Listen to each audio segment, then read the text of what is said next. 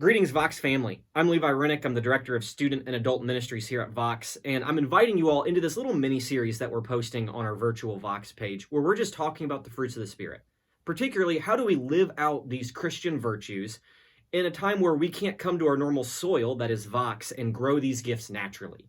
Instead, what do we do? How do we continue to grow and live out those Christian callings when we're in almost an isolation and quarantining ourselves from our public gatherings?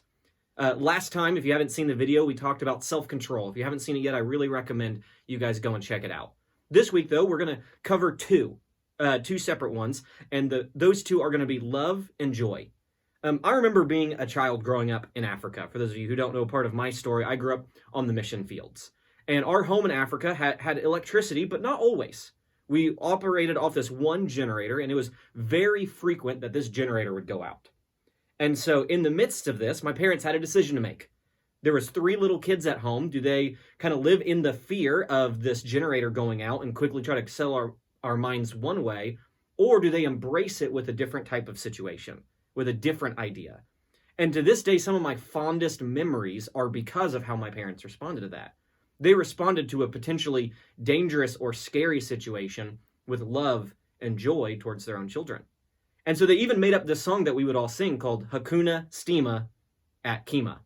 Hakuna Stima being the Swahili word for simply meaning no power, much like Hakuna Matata from the Lion Kings, meaning no worries, no power, and Kima was where we lived. So Hakuna Stima at Kima. And what my parents would do is we would bring in flashlights and candles and just light up the living room, and we would sing songs of worship to God, and we would have a time of prayer. And then, what was even better to a young child is we'd bring out Lego sets and puzzles and Calvin and Hobbes comic strips.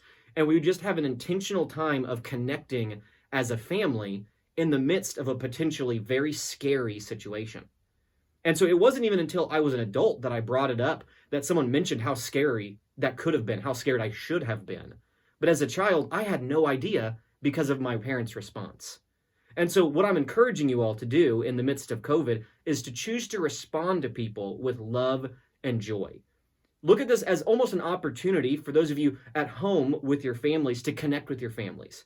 Maybe that's intentionally sharing meals. Maybe that's inviting all of your family members into a time of prayer. Maybe that's looking for extra content being put out from Virtual Vox. Maybe that's just simply playing games and laughing as a family.